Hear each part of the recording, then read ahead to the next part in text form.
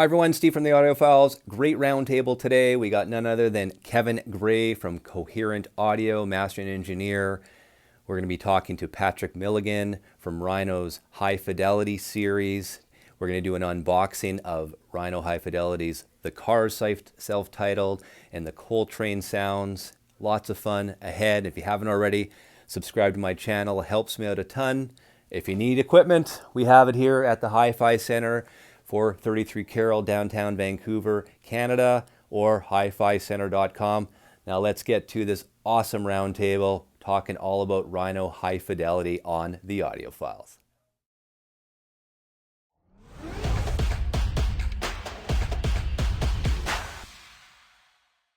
Hello everyone, welcome to the Audiophiles and this week's roundtable. I've got two special guests today. My first guest, Patrick Milligan. He's, I guess, sorry, your title would be senior A&R director of A&R of Rhino Records, and of course, I've got Mr. Kevin Gray from Cohearent Audio. How are you both doing, gentlemen? Just great, thanks. Doing great. Thanks for having us. Well, thank you for this as well. I know my viewers, I mean, we're into audiophile pressings if you've watched some of my videos before, and we're really excited when we heard about the RHINO High Fidelity premium vinyl series. And so, Patrick, I want to start with you. How did this idea come about? I mean, tell me how. Was it just a big brainstorming session in the RHINO boardroom? Like, how did this come about? Pretty much, yeah. I mean, we sort of get together with the commerce team and various people and talk about opportunities to do with the catalog. And we sort of stopped to think that we've been doing a lot of licensing to some of the other audiophile labels, a fair amount, and they've had a lot of success. And we just thought there's really no reason that we can't get into this lane also. And we've been trying to pump up our D2C business at rhino.com a bit and come up with some kind of, exciting new things to feed that. And so we decided we wanted to investigate doing something in the audiophile vein. And it was first suggested that we consider doing half-speed masters, which I'm a little ambivalent about because I know certainly I've talked to a lot of people that feel like while you gain something, you lose something in the low end when you do that. So I wasn't super happy about looking into that, but we did sort of at least investigate it. Once I found out that where it's being done now is all a digital process, I really didn't want to do that because I didn't want to take it out of analog. So we then talked about possibly doing the double 45 RPM approach, but decided that that would put the price point beyond where we really wanted it. And also just at the time that we were devising this was a time when getting capacity at plants was really challenging. We figured we're going to need to get twice as much, so that doesn't really make sense. So we just kind of drilled it down to like what makes a really good record. And quite honestly, a lot of what we do at RHINO is close to this caliber too, because we do use Kevin on other titles that aren't in this line. And we do press at optimal. I think we're starting to move away for standard releases from 180 grams. So that's kind of becoming more exclusive to this line. But going from, the original masters, having Kevin put his touch on it, I mean, it's really kind of the perfect combination of things. And then we also have really pumped up the packaging on this. So it's really beautiful, heavy, glossy, gatefold tip-on sleeves, kind of good old-fashioned, like old Impulse albums or something. And I just got mine yesterday, by the way, Patrick. Thank you. Yeah, mine shipped today. I just got an email, so hopefully in Canada it takes a little bit longer. So I don't expect it probably sometime next week with the holiday that you guys have on Monday. So yeah, well, I'm looking forward to you getting to hear them. I actually realized I left mine in the office, so I don't have mine either. But well, I mean, you guys had that big event last Tuesday, so you're right back. Yeah, I saw some pictures from that. Looked like a really good event. You had Mr. Easton there as well, which would be really cool to get his. What was his take after listening to his album? I mean, what did he say about it? He loved it. He thought it sounded fantastic. And listening to it at the event, he made the comment. He said, "This is the closest I've ever heard to hearing it in the studio as a playback." So that's he would know. He would know. He spent many hours listening to the playbacks on that. Well, I was and that was one thing. I mean, I want to ask you. Oh, there it is. Nice. So here, out of the glare card. Yeah. And yep. Coltrane. I was going to ask you, Patrick, about the packaging. I mean, Vinyl Me Please has the Obi strip. So in a way that, why did you guys decide to do the whole Obi route? And will that be something in all the series, or is it going to be something that's you guys going to continue on with? That's the plan so far. Yeah. Okay. We like that approach. It's just kind of a chance to be descriptive about what the package is, how Kevin and the tapes and Optimal and all that, but also just kind of getting back to Elliot's involvement too. What we're also trying to do with each of these releases, we have a new insert, 4-panel 12x12 insert that has on the front and the back the original tape boxes. So it's kind of like you're getting a copy of the tape box and showing what this record was made of. And then inside, we're going to be featuring content that is basically talking to somebody involved in the making of the record. So for the cars, I did a Q&A with Elliot Easton and just asked him a bunch of geeky questions about making the record that he was great about, and kind of like he did at the event. And then for the Coltrane one, because literally everybody involved in making that album is no longer with us, we had an archival piece that Tom Dowd wrote when we did the John Coltrane box back in the 90s, that he just kind of described a Coltrane session and how it, came together, how Coltrane came and played and practiced, and when the musicians arrived and things like that. So it just kind of gave you a little bit of a feel of how these records are made and what went into them. And that's really what I wanted to do. We're trying to choose really great sounding records. And that's what I wanted to ask you as well. And I'm just noticing Kevin's doing probably the first YouTube unboxing of the Cars RHINO High Fidelity record right now. So put it up, Kevin, so the viewers can see. A tape box. And Patrick, that was one of the questions one of my viewers wanted me to ask you, is that are you going to have a picture of the tape box, especially if we're doing AAA cuts here? And sure enough, there's the answer. I love it. Yeah. Oh, nice. Yeah. I can't even hold it steady, Kevin. Let me see. It's double wide, so I kind of. It's big. Yeah. So the interview on the one side and the other side has a picture. We actually found a picture of the Cars in the studio with Roy Thomas Baker. But cool. We couldn't figure out who owned it. So we ended up using this one that's them, I think, actually in a radio station, but still kind of in the studio. Right there. Yeah. Okay. Some of the tracking sheets too for the album. That's very cool. I didn't see this at the opening this week. I just saw the album. Well, Patrick, maybe talk up to the viewers. You guys had your opening on Tuesday. I know there's some videos out there right now that were released that I got to see through Kevin, and Kevin sent me some pictures and stuff. Tell the viewers about that. I know we talked about Mr. Easton was there, of course. Kevin was there, and some other people. How did that all go down? You got to do a listening. Did you listen to the whole album or just certain tracks? We basically ended up listening to a side of each album. Okay. We might have put on a little bit more of the Cars because we sort of sat down and talked about things initially. Kevin sort of gave a little bit of an introduction about what he did, and I asked Elliot some questions. Yeah, we listened to the Cars and then came back and did a few more questions with Elliot, and then we had Coltrane. So it was a great event. Common Wave Audio downtown, very close to our offices, is a great space. They were really super helpful. Was well attended. People seemed to receive it very well. So we were all very excited and jazzed about it. The reception's been really great. We're thrilled. Yeah. So Kevin, we'll talk geeky questions now. So Patrick gives you, or how does this work? My viewers want to know like logistics here. So Patrick, you have the masters, or where do the masters come from? Is it from New York? Do they get shipped to Kevin? No, we have a Warner tape library that's in the Valley. And so what we do is I send a request out to the tape library and they messenger the tapes to Kevin, and he puts them up. Probably put their car on autopilot and find their way to Cohearent. There's a lot of back and forth. A lot of back and forth from Kevin. So. Yeah. And so Kevin, when you got the tapes, we'll start with Coltrane, and then Patrick, I want to go back to you and you can, I'll give you a heads up. I'm going to ask you, why those two titles. So we'll get to that in a second.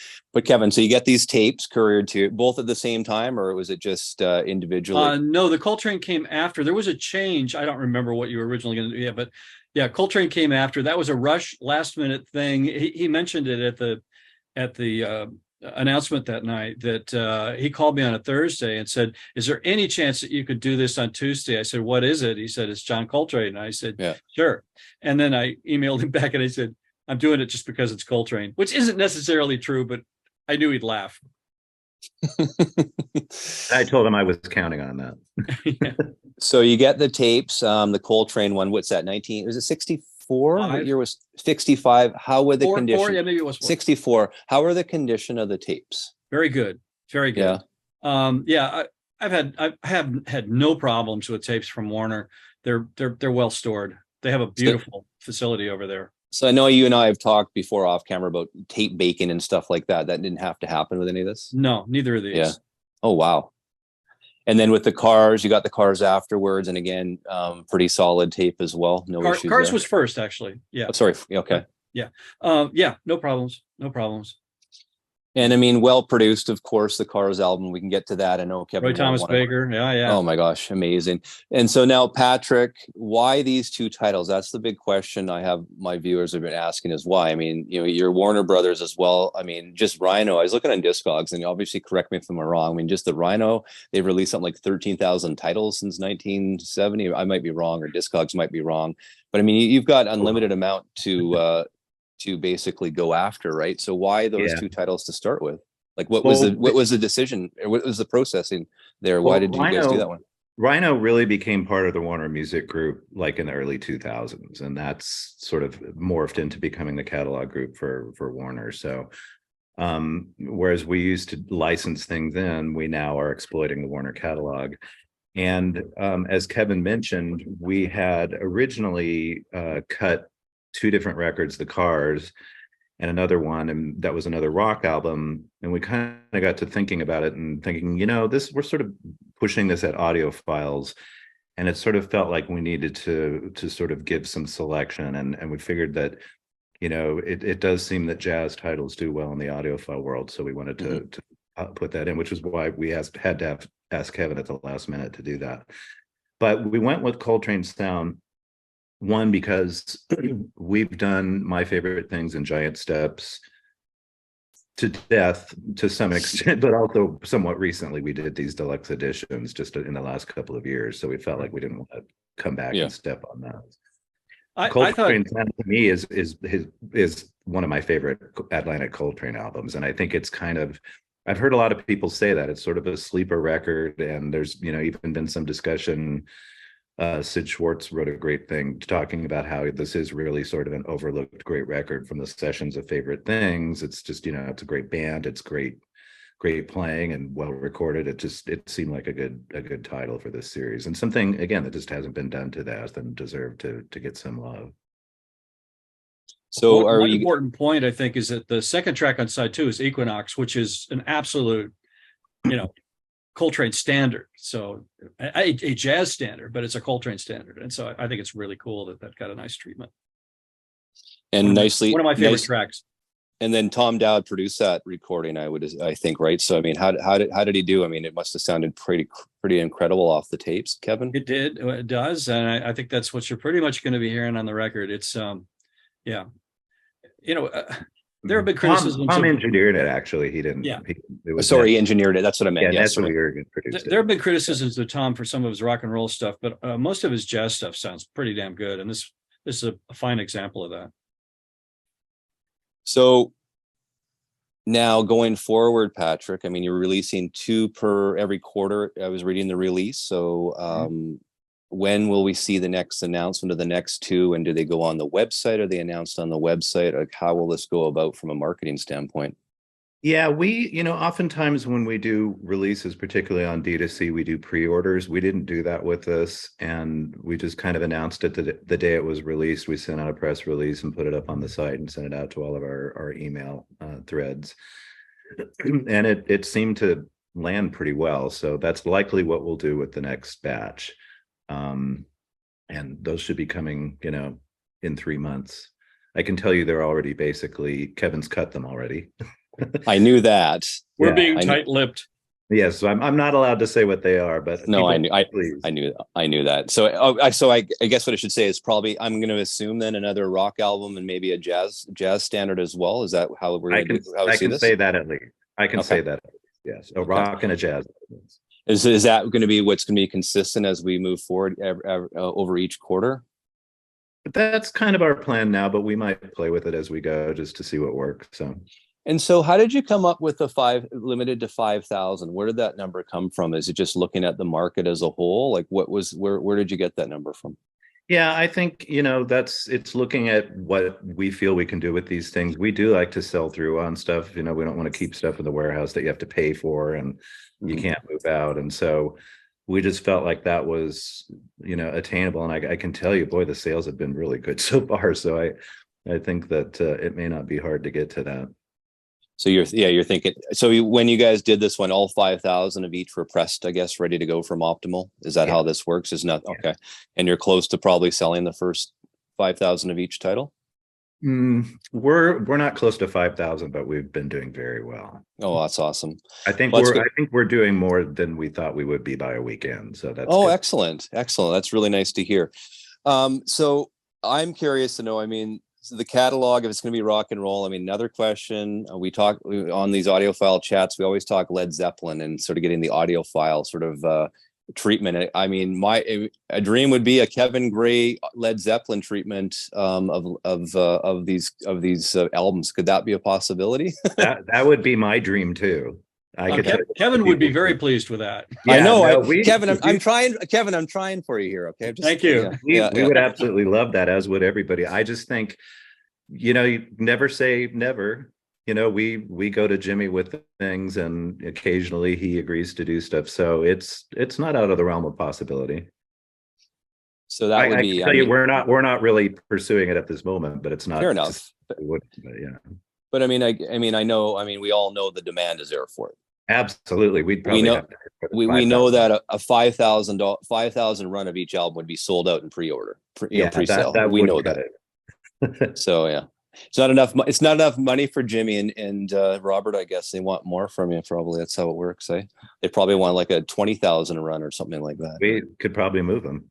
I think they could. Well, I mean, look at, Analog Productions is doing the Steely Dan UHQRs, and they're with the first titles. I think Kevin is at 20,000 per, and they're doing Asia 30, I think at 35 or 40. So I would think, we know Zeppelin is a much bigger band. I can't imagine it not selling 20,000 per title. I mean, if it's remastered and the whole audiophile remastering, man, that would be something else to see. Or especially could do them for $40. And that's the thing too. And I have these roundtables. I'm not sure, Patrick, you ever seen them before, but we really touch upon price point in the audiophile market, and that's another thing too. The $40 price point for you guys is bang on. It's spot on. Thank you. And we really. We just didn't want to overprice this. We made these as nice as we could and tried to keep it, within the range of something that we didn't think would scare people off. Yeah. And it seems like the response has been really good at that price, because I know some of the early comments I saw, people before they knew the price, were going, oh, great, now they're going to be super expensive. Just call it an audiophile and slap on another 10 or 20 bucks. And most everything I've seen about the price point seems to be that it serves people well. So I'm really pleased about that. And I do like the fact that you guys are running through Optimal. Did you have the choice of doing RTI as well? And what was the reasons why Optimal was chosen? We don't really work with RTI that much anymore. And Optimal is just something I can tell you anytime because we work with a lot of plants, and anytime it's a project of mine and I'm particularly concerned about how it's going to be pressed and sound, I really push for Optimal. And I know people are super opinionated about that, but I have talked to, Kevin was sort of touting Optimal at the event the other night. Bernie Grunman has told me several times that he thinks Optimal is definitely the best pressing plant there is. And just, because they're people that have been doing this for a long time, they know the craft.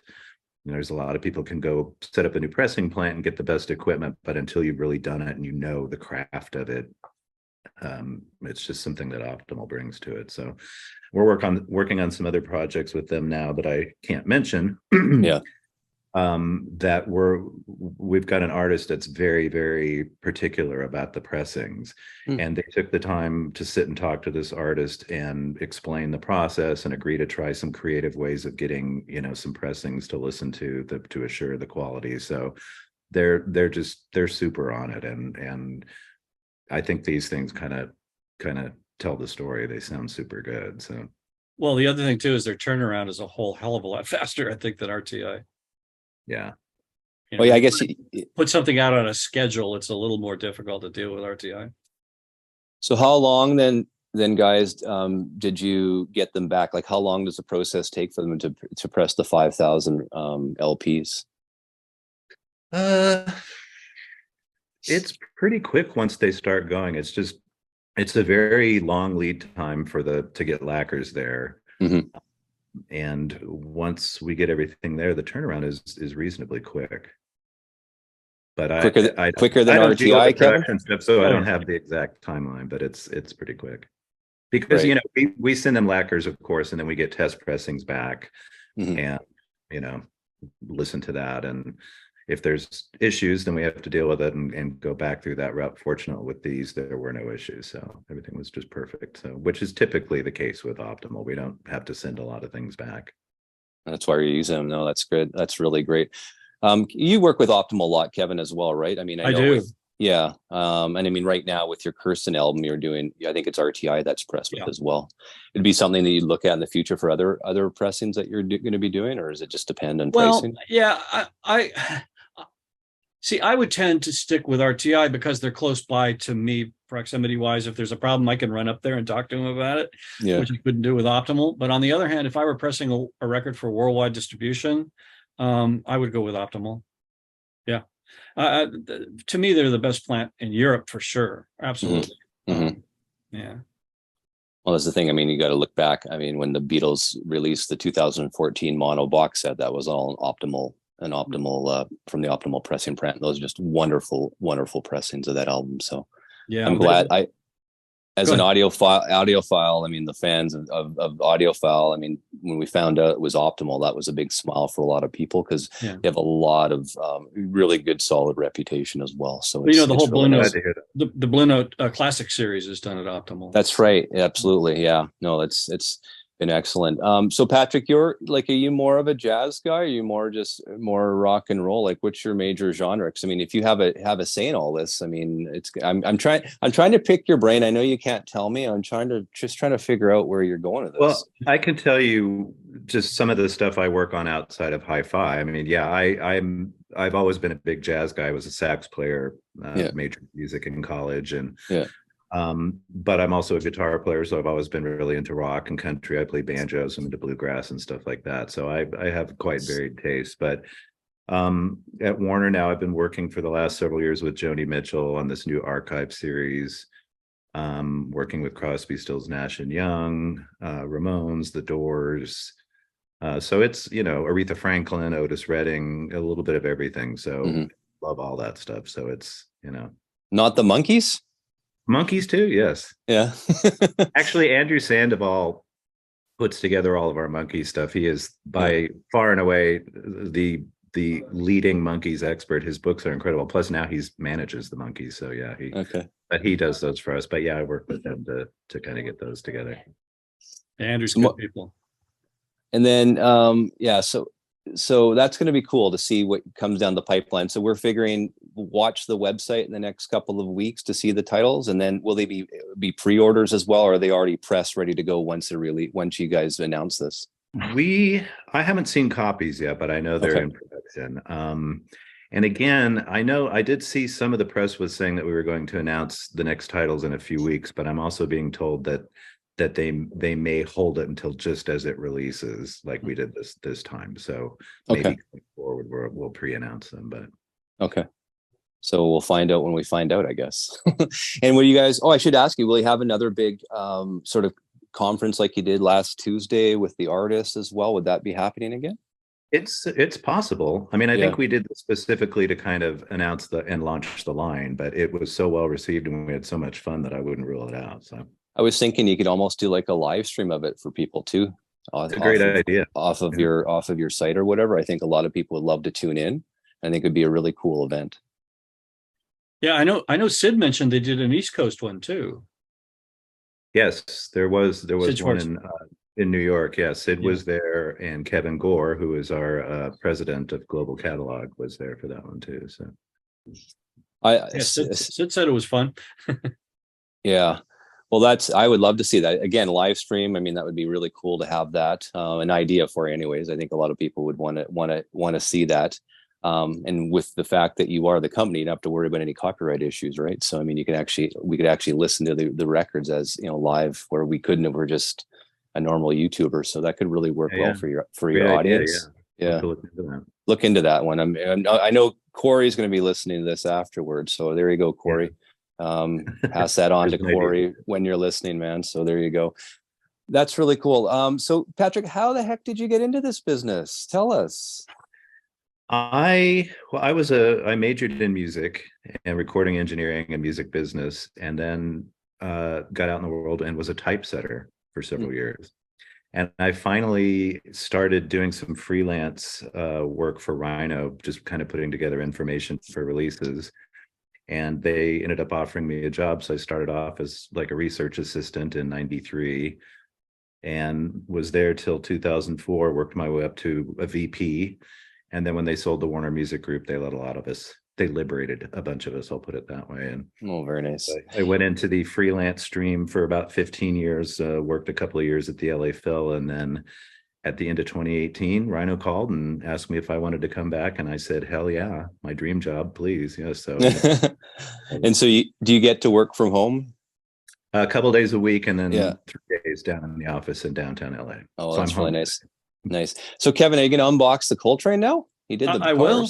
Okay. Patrick, before I do that, I've got a RHINO question. It's not specifically a hi-fi question, but a friend of mine sent me a link to a YouTube on the RHINO channel of playing Van Morrison. And it looks like you're actually playing the vinyl record. Is that true, or did they do a nice edit there? So you see the needle drop and then here, it sounds great. My gut would be that it's probably audio from another source, but I'd have to find out for sure. That's what I guess, but the edit was done so well, I couldn't tell. I was just listening over my phone. I wasn't even on headphones or something. Yeah. Okay, this is Kevin's second unboxing of an album ever on YouTube. Yes. So put it up so we can see you do this. Come on, Kevin. He doesn't have enough practice, Patrick. That's the problem. Yeah, you got to change. I just cut them. I cut them and I play them, but I don't unbox them. This is too much multitasking today, isn't it? Oh my gosh, yes. Did you get a razor blade to cut the shrink wrap? Well, I don't. Yeah, I know. He's got a neat trick. I've got a trick. I did a video on it. It was just a little bit of fun. I'm a real and I know this is controversial. I like leaving the shrink on the records. It's something my dad taught me. My dad was a big record collector. That's why, and like all of my original, I have a ton of original Canadians with all the shrink in. And a lot of guys are who comment on it are like, no, that will warp the album or warp the cover. I will tell you from all the records I have, nothing's warped. Leaving it in the shrink. I am the same way. I leave the shrink wrap on unless it's a gatefold or something. Exactly. I always leave it on too, and I've never had one warped. And I've had experiences before. That's like a cardboard sleeve, I've had experiences before, so I never use a knife. So Kevin was mentioning my little trick. I just use like a credit card or bank card and just basically slit it and open it that way. It works just as well. 2 seconds, yeah. Well, okay, how's this unboxing, Kevin? It's unboxing well. These are the notes, and this is the way the box was. It's just a plain brown cardboard box with a file number on it. So and Kevin, they took these out of the box and put them on top. Which you touched that actual original box when you had it. So I did. Yes, I did. So do you have to make? I should question. Look at these. These are gorgeous. Nice color photos. Oh, nice. I like that. Yeah, top notch. There, Patrick. Thank you. Yeah, proud of them. Oh, and the label, you got the record label, Yeah, our art department and our packaging people really stepped up on these two. Kristen Attaway, our packaging manager, and Rachel Gutek, who was the art director on these, they really nailed them. Hold up the cover, Kev. Actually, I was going to open it up, so I'll have to take it out of the shrink to do that. Did you use a credit? Did you use a credit card? Oh, you took the shrink right off. You're not a shrink wrap. I use my fingernail. I'm very good at it. That's what I do. My thumbnail, and every once in a while you get that cut under. Yeah. And I try to avoid that. I don't like those cuts. That's just to remind yourself that you play phonograph records. True. And this is nice too. Woo. Hold it back to the on the left side. What's it say there? What is that? Is that the tape box? It's a label copy. It's Okay. Nestle Erdogan's notepad with Oh, right. the With it tune from the stack desk, for each song. from the desk of Nestle Erdogan. Yeah. And Oh, then that wow. other photo was actually that's in Atlantic Studios. Yeah. And I will point out that he used the correct saxophone mic, the same one that I used on Kirsten's record. No, Diamond no D47. kidding. Oh, nice. Yeah. Yeah. I love this record. It gives me goosebumps just thinking about playing it. I know what Yeah, I you're going to love be it doing. too. I know what you're going to be doing this long weekend then, Kev. You do. You do Yeah. indeed. Well, we had our long weekend last weekend, so you guys Yeah, had that's yours right. this weekend. So yeah, Queen a little Victoria bit different. Day. Queen, exactly. Remember Queen Victoria Day, and she was the longest reigning queen before Queen Elizabeth. I found that Exactly. out, and I should know this. I'm Canadian, but that's how, 1837 to 1910. yeah, that's crazy. I wonder if she liked music. Don't know. I don't know. So hold up the cars again, Kevin, because this is like the official first unboxing, right? So I want to see the cars. Okay. Front cover. Yeah. Hold it there. Back. Hold it there. Okay. It'll show up. Yeah, it'll show up. It might not show up on your screen, but when it goes live after, it shows I can see up. it. It's really small. I can see myself in it. Yeah. Yeah. Very nice. And then And so, this is really impressive. Lots of nice little photographs there. Yeah, that's what was the original inner sleeve. I have the original. I have an original, and that's the inner sleeve. Absolutely. Yeah, that's the inner sleeve. And actually, the side of the collage side of the sleeve was David Robinson's artwork that he proposed for the original album cover, and the label rejected it. Kevin, pull out the vinyl now. Are you guys using rice paper for this, or what sleeve is the album or the vinyl? It's a standard sleeve. Well, I mean, Poly it's, you know, sleeve, it's poly sleeve. it's Perfect. Yeah, it's poly sleeve. Yeah. Okay. Newly so it's got custom RHINO Hi-Fi logos. Let me see. Move it over to your left, Kev. So that's okay, nice. So I was wondering about that. So you guys have the RHINO High. There we go. I love it. So that's a brand new label, the RHINO. And each side is different too, right? Oh, okay. Let's see. Side one again. One's black with red. Side one, Kev. Oh, was that side two? I don't know. I wanted. There's a That Patrick was side one. Okay. Okay. Side one. Flip her over. And not to. Oh, okay. Side two. Oh, wow. Okay. So that's going to be the common theme for all the RHINO High Fidelity pressings. We're going to see that label on it. I like that. I really like that. That's good. I was going to ask that question. You're going to use the original label or not? I think that's brilliant that you're using that label. Yeah, we had our art director, Lisa Glines, did a new logo for us, and we just kind of wanted to feature that and play with it and make something that felt unique and just, kind of it's a gorgeous package.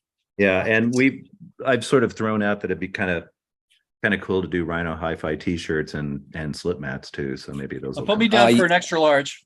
Yeah, I'm a large, Patrick. Thank you. All right. So, yeah. Okay. Yeah. I think there's a market for that as well, for sure. So I think so too. Yeah. I know it's still got the original mastered at Sterling Sound by George Marino, but that's in the booklet. I'm used to that. Well, that happens a lot. I mean, you see that a lot with the old pressings. They have the original mastering engineer, right? So right.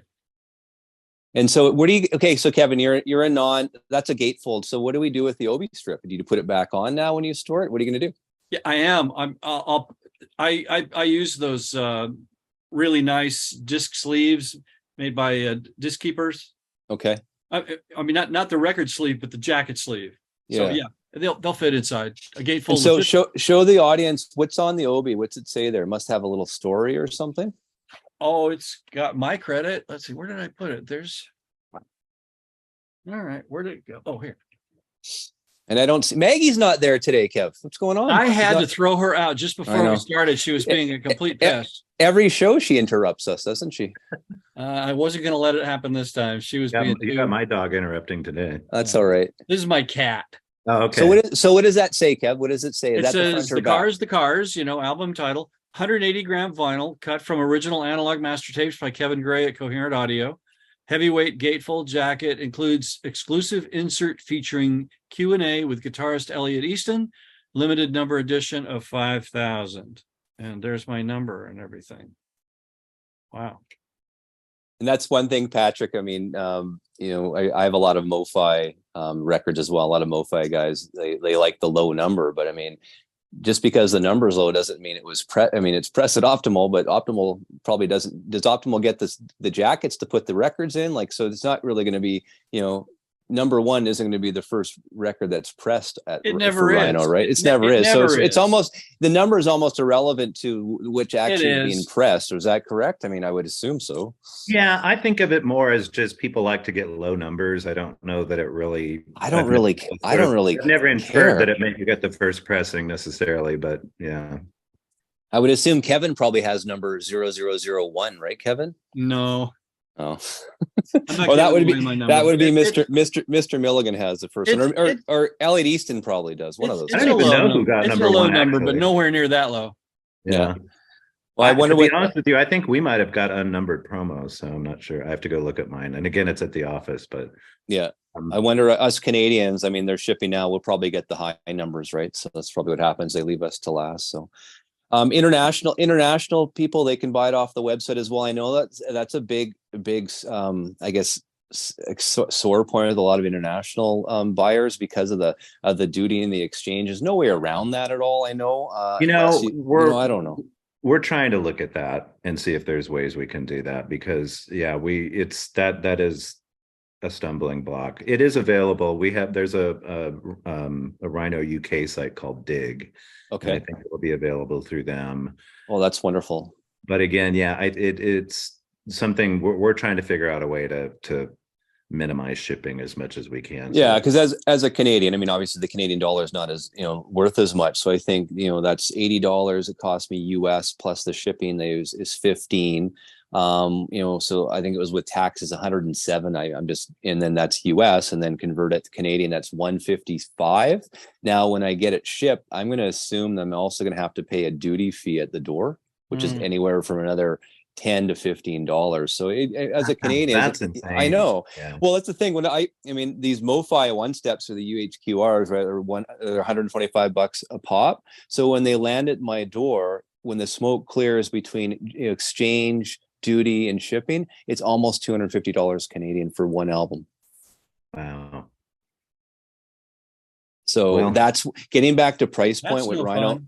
What Rhino High Fidelity is doing. I mean, you guys nailed it with the $40. It's like the Tone Poet stuff is right. It's right in that price range, right in that juicy point where people who maybe, hey, I had the Cars album when I was a teenager. I remember that. I'm going to go buy that now or order it on the website. I mean, and it's $40. Oh my God. Oh, great. I'll just get the Coltrane as well. Or they going through their website. I'll just pick up the Grateful Dead, whatever. So, I mean, it's a great way to probably get more sales off your website. I think going forward, if you're picking titles, and I know you guys are probably looking at all the different, websites out there and the different audiophile companies that some of their pressings and looking which been successful for them. And I think you can just really, I mean, I know you know what you're doing. So I know what will sell, and I know what you guys will sell. So it's going to be really exciting to see the next year how this all plays out. And do you guys have plans to actually do more if it's successful over the next couple of years? Or are you just going to just do 2 every quarter? There's always the potential to beef it up. If it continues to be successful, we would definitely look at that. So, again, a lot of this is just, especially being in the D2C world, just trying different things out to see. We have some other stuff coming that I know has been leaked on some of the forums, so I guess I'm okay to talk about it. I go for it. I mean, if they've been leaked already. Well, actually, we had them at the event last week too. When we were showing them, so it's not a complete secret. But we've done a couple of these in the past. They were done for also Rhino.com, of taking 70s quad albums and putting them on Blu-ray. So there was a Chicago box set because Chicago, their first 10 albums, other than the live album, were all released in quad. I think that's a record for quad albums. The Doobie Brothers had like 4 or 5. So we did a Doobie Brothers quad box. Quadio is what we call it. And those did really well. So we decided that we wanted to try doing some individual titles. So we've got 4 that are coming out in a couple of months, each by different artists. So that's another line that we're going to be doing on a regular basis through Rhino D2C. So, trying to cultivate that audiophile audience a little bit more. And the response to the previous Quadio things we did was fantastic. So we're looking forward to see how these do, and then hopefully we'll do those on an ongoing basis 4 at a time as well. So would you limit those as well, or is it sort of an ongoing press? They We'll are run out of quad titles limited eventually. Yeah, I believe they're limited also. I mean, I Okay. know certainly the Quadio boxes were, because we sold through on those. Okay. But one difference with these as Blu-rays, it's a lot cheaper to do another run than it is to do, the vinyl titles with the really expensive package. If you don't do a full 5,000 run again, they just get more expensive to do. So those could potentially be more catered to the demand too, I suppose. Well, we want to keep Kevin busy too, right? No problem Absolutely. there. Yeah, No say problem. we're lucky. We're lucky we can schedule time with him. I know. I got one request though. I know Black Sabbath. You guys have those titles, right? All of them, I believe. We do. Okay. I want a Kevin Gray mastered Black Sabbath self-title. I'll throw that into the hopper. Throw it into the pot, because I know I have the original Canadian pressing. It's the same plates as the US pressing. And I was playing it yesterday. Actually, I texted Kevin the other day, because I had one of my viewers is like, Kevin Gray cut the self-title for Rhino. I'm like, no, he didn't. I think it was Ron McMaster actually did it back in 2010. But Kevin did Paranoid. Right. So Kevin, I was on Discogs, and there's a Canadian dealer. So for $50, I picked the Paranoid up. So I get it next week. So I'm excited to listen to the Paranoid album. So yeah, but Black Sabbath is one where it's interesting, because I think it could be a real audiophile, one of those big audiophile titles that would really perform well, because the originals are really expensive if you go into Discogs, and if you get a really good one, wow. And I'd like to really be able to compare. And if you're doing a price point of $40, I would be a great idea. Else. I don't. You know this world better than I. I'm guessing there's not been an audiophile version of that yet. Well, no, there hasn't been, and that's why I would tell you right now that would be a great title to have. Great idea. And I don't know, Black Sabbath, Kevin Gray cut, audiophile, Rhino pressing. Man, I would buy all of them. Can't argue there. $40 a pop, easy sell, 5,000 a pop, no problem. I'd buy them all. Eat all you want. We'll make more. Okay, there you go. That's my one idea for the day. And of course, I had. Okay, I love it. I'll throw that in the mix. I want you to. That would be good. And so maybe I'll get credit for it, Kevin, somewhere, and my name will be on the jacket. Yeah, I wish we could make that happen. Dream on, Westman, right? Yeah, exactly. I gotta tell you one quick geeky thing. It was so fun, hanging with you and Steve Willard at that thing and talking about rock radio in the 60s. I mean, stuff I hadn't even thought about. That was so fun. And when everything kind of switched from AM to FM, and yeah, it was fun. Yeah, well, that's one thing too, Kevin. And I know Patrick, jump in on this one. Mastering and the sound of records, sort of changed during the late 60s to 70s with AM going to FM. So mastering these albums became different, right? If you really look at it. That's true. Yeah. Certainly for singles, I would think too, because singles were so pumped for AM radio play, and you listen to some of those old singles and they're just so in your face. Right. And that's something that, as stereo became a bigger, and FM, I think, probably opened that up a bit too.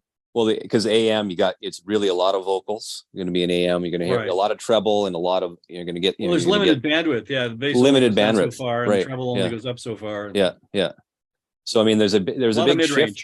A lot of mid-range. And then you were mentioning before, Patrick, and that was really interesting. You thought about half speed. I know Kevin, I don't think you've ever cut half speed before, Kevin, as far as I know. I've done shootouts. Or maybe once, I think you did. Well, I never have myself, but I've done shootouts where I cut at full speed and somebody else cut at half speed. And I'll just tell you, I never lost one of those shootouts. Okay. And we know, because the whole Beatles catalog is half speed mastered. And I've had Miles Scholes, a friend of mine, had been on the program before. He was actually, Stan Ricker was his mentor growing, when he started in the business. So that's where he got into that. And we all know Stan Ricker, part of Mobile Fidelities, started out in the late 70s, did all half speed with those titles as well. So those are wonderful titles. I know, Kevin, maybe a little bit happy EQ on some of that stuff, right? The Smiley EQ, but I still like a lot of the older titles of the MoFi editions. I don't know if you have any, Patrick, but I really enjoy them. Yeah, I do. I bought I bought Abbey Road when it came out, Yeah. and then I ended up getting the box set, which I still have. Yeah. I'm pretty sure I bought Asia. I bought a few of them, yeah. Yeah, I have all those ones. I really like them. I mean, Asia, I like Kevin's version of Asia. That's my favorite. The Cisco version of Asia. Analog Productions is coming out in September with their 845 cut through Grunman, so we'll see how that is. But I found it interesting, Kevin. I mean, we can let our viewers know that your reference for Asia back then was an original Bernie Grunman cut, right? When you guys, yeah, that's I found that really fascinating. I think that's really cool. So I like it's the AB1006 and then the Cisco cut. So I mean, it's funny because Asia's not even my favorite. Very geeky now, Steve. Sorry, you guys are motivating me. I'm having fun here. But no, I mean, Asia's not even my favorite album. I actually like Can't Buy a Thrill. I think the one week I wore my shirt, right? But I like Can't Buy a Thrill. My 3-year-old daughter, we play that when we're putting together Lego. She knows every single song and all the lyrics, and she's 3 years old. She loves it. I love Asia. I did ever since it came out, but I think sometimes people say it's the album you came in on. I love Can't Buy a Thrill too, but my favorite is probably Countdown to Ecstasy. And the reason why I like Can't Buy a Thrill, because I like bands that's why I like the Eagles, because they don't use the same lead singer. That's why I like the Beatles, right? So they're switching out. They've got either got the drummer, playing Fire in the Hole. I can't remember their names now, but different guys are singing. I love that. Yeah. I have to say that with Steely Dan, it's almost like the Beatles. What's my favorite Steely Dan album? Whichever one I'm listening to now or listen to last. Most likely. Exactly. It depends on your mood. I like them all. I really like them all. Kind of like with Steely Dan and the Beatles too, they're all different. So it sort of depends on what you feel like listening to. So. Right, exactly. I find Steely Dan exciting because when you're listening to it, there's always something new. It's just like the Beatles. There's always something new you didn't hear before. It's like, oh, they put that in there. Like, I don't know. It's just, it's so exciting to listen to. And I'm sure you guys saw it years ago. It was the classic albums video about making of Asia. They did, I think it was recorded back in early 90s. That's wonderful. I here in Canada, you can get it on, I think, Prime Video. If anyone wants to watch it.